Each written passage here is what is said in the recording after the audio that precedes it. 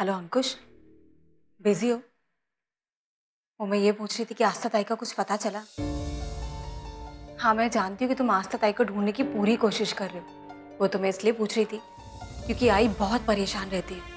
कितना भी mind divert करने की कोशिश कर लो, जब देखो आस्था ताई के बारे में ही सोचती रहती है। हाँ, अगर तुम ऑफिस से जल्दी आ जाओगे तो अच्छा रहेगा।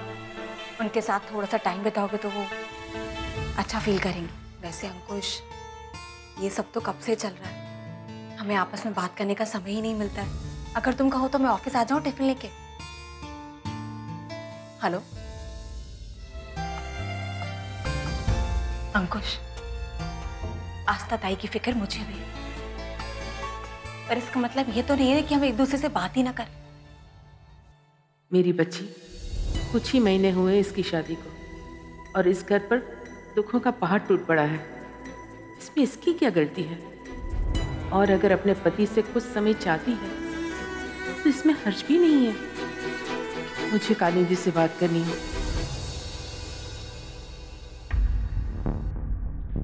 पता नहीं वहां पे क्या हो रहा होगा।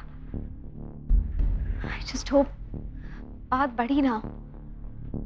मम्मा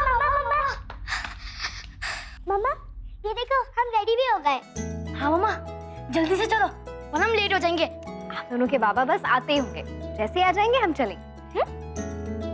सब अच्छे से पैक कर लिया ना? मिसेस सरकार। हेलो। शांतनु मिश्री रेडी?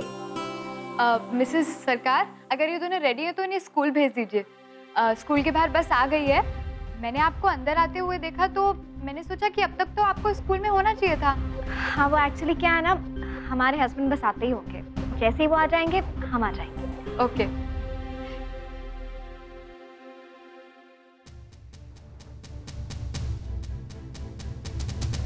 पता नहीं वहाँ क्या हो रहा होगा।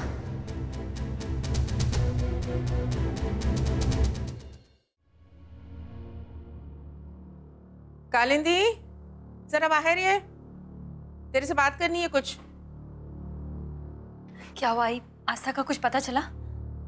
नहीं, आस्था को कुछ पता नहीं चला। तू निराश मत हो बेटा, सब लोग उसे ढूंढने की कोशिश कर रहे हैं। तू आ, बैठ यहाँ। आ।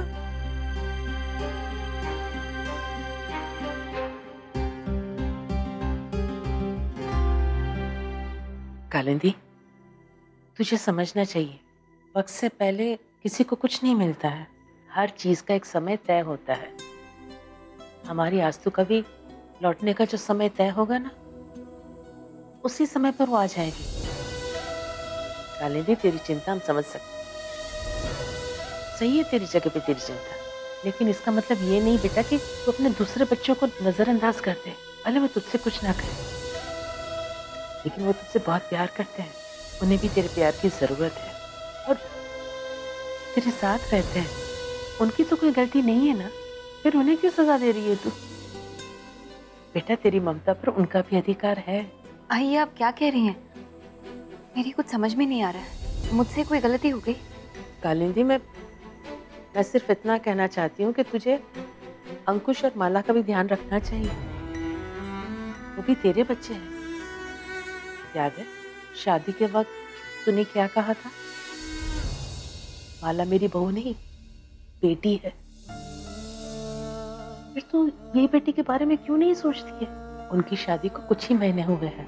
इस वक्त पति पत्नी को एक साथ ज्यादा से ज्यादा समय बिताना चाहिए, लेकिन हमारी परेशानी की वजह से वो दोनों एक दूसरे के साथ दिन में 2 पल भी चैन से नहीं बिता सकते। माला ने कुछ कहा आपसे? माला तेरी बेटी है, चाहे तुम दोनों का खून का रिश्ता नहीं, मगर तेरे सारे गुण है उसमें। वो कभी शिकायत नहीं करेगी। लेकिन इसका मतलब ये नहीं कि हम हमारी बच्ची के दिल की बात ना समझे। तुला वेगळं सांगायची गरज नहीं। वो तुझे कितना प्यार करती है और उसकी तरफ भी हमारे कोई फर्ज है। हो आई, शायद आप सही कह रही हैं। आस्था की फिक्र में मैं इतनी खो गई थी कि माला और अंकुश के बारे में सोचा ही नहीं। जैसे ही आज अंकुश लौटता है ना ऑफिस से, मैं उससे कह दूंगी कि वो माला को कुछ दिनों के लिए कहीं बाहर घुमाने ले जाए, ताकि उन दोनों को कुछ वक्त अकेले में मिल जाएगा। ऐसे कैसे चले जाए हम?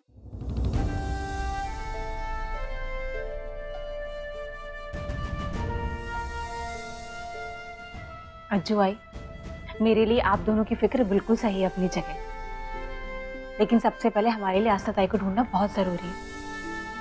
वो तो बस कभी कभी लगता है कि अंकुश के साथ बैठ के थोड़ा सा वक्त बिताऊं, पूछूं कि उसने खाना खाया या नहीं खाया, ऑफिस में आज का दिन कैसा रहा, कुछ अपने बारे में बातें करो। लेकिन इसका मतलब ये नहीं है कि हम दोनों बाहर जाके वक्त बिताएं, वो भी अपने परिवार को छोड़ के। बिल्कुल नहीं। मानती हूँ कि ये मुसीबत का समय है, लेकिन अंधेरे के बाद सुबह जरूर आती है, और मुझे पूरा यकीन है कि हमारे घर में खुशियां लौट के जरूर आएंगी। और वैसे भी मैं अपनी आई को छोड़ के कहीं नहीं जाने वाली, उनके साथ रहना चाहती हूँ, उनकी हर जरूरत को पूरा करने के लिए, उनका हौसला बढ़ाने के लिए।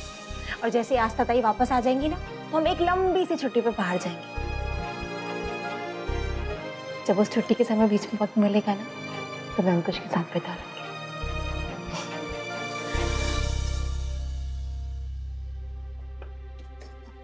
पर आपका सामान पैक कर दिया है और भावजी के लिए भी कुछ कपड़े और थोड़ी चीजें रख दी है। थैंक यू सोचा।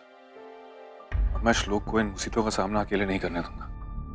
और तुम एक काम करना, जैसे ही काव्य के एग्जाम खत्म होते हैं तुम दोनों भी वहां पे आ जाना, ठीक है? ठीक है। आई एम सॉरी, मैं तुम्हें इस वक्त अकेला छोड़ के जा रहा हूँ। आई नो तुम हैंडल कर लोगे, लेकिन फिर भी I am really sorry. Bharat, ये सब आप क्यों कह रहे हैं? मैं समझ सकती हूँ, आप बेफिक्र होके जाइए। Thank you. एक सेकंड, श्लोक का फोन।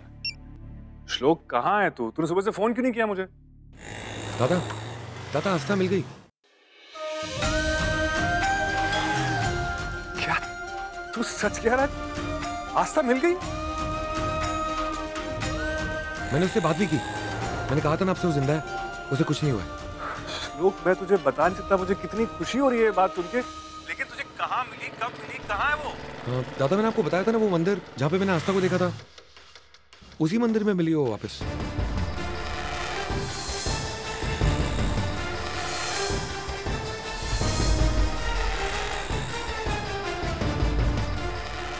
श्लोक, क्या कह रहा है तू?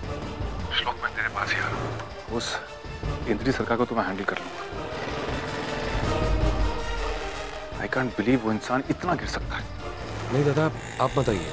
मैं आपको और वहीनी को और परेशान नहीं करना चाहता। ये मेरी लड़ाई है, मैं अकेले ही लड़ूंगा। श्लोक, क्या कह रहा है तू? मैं तेरे पास आ रहा हूँ अभी इसी वक्त। नहीं दादा, आपको आने की कोई जरूरत नहीं है। मुझे जैसे ही आस्था मिल जाएगी मैं वापस पुणे आ जाऊंगा। मैं बात करता हूँ। जब तक मुझे मेरी आस्था वापस मिल नहीं जाती, तब तक मैं वापस पुणे नहीं जाने वाला। भरत, क्या हुआ? आस्था मिल गई? कहाँ है वो? और भावजी इंद्रजीत सरकार के बारे में बात क्यों कर रहे थे? बताइए ना, आस्था कहाँ है? हाँ, हमें लगा था कि ये श्लोक का वहम है, लेकिन उसे वाकई में आस्था मिल गई। आई जस्ट होप वो दोनों जल्दी यहाँ आ जाएं। लेकिन इंद्रजीत सरकार कहाँ से आ गया बीच में? वो मैं तुम्हें बाद में बताऊंगा सुजा। ठीक है, पर देखना अब ना सब कुछ ठीक हो जाएगा।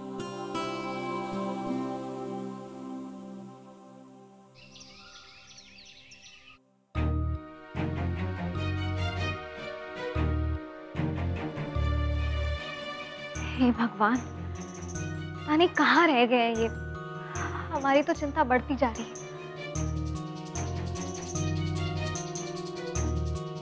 बहुरानी, ड्राइवर का फोन आया था, वो मंदिर में और मंदिर के बाहर सब जगह देख लिया, लेकिन साहब जी कहीं नहीं है। अच्छा, आप अंदर जाइए। हे भगवान, पता नहीं क्या हाल हुआ होगा इंद्रजीत का। सब हमारी वजह से हुआ है। हमारी वजह से इंद्रजीत इन सब में फंसे हैं। बरखा, इंद्रजीत, कहाँ रह गए थे आप? भगवान, ये चोट कैसे लगी आपको? खून बह रहा है। चलिए। हे भगवान, क्या हो गया है आपको? हम फर्स्ट एड लेकर आते हैं। अरे हम ठीक हैं। खून निकल रहा है। ये सब हमारी गलती है, सब हमारी वजह से हुआ है। रिलैक्स, हम ठीक हैं। कैसे करें रिलैक्स? ये सब करना ही नहीं चाहिए था। ऐसे लोग हवालात में अच्छे लगते हैं। पता नहीं हम क्या सोच रहे थे, क्या सोच के हमने वो कंप्लेंट वापस ले ली। लेकिन अब हम वो गलती सुधारेंगे। नहीं करना चाहिए था ऐसा, लेकिन अब हम उसे नहीं छोड़ेंगे। आपने कंप्लेंट वापस ले ली और हमें बताया भी नहीं? रंजीत, क्योंकि हम आपको परेशान नहीं करना चाहते थे, इसीलिए नहीं पता है। वो इंसान हमें मिलने आया था मंदिर में।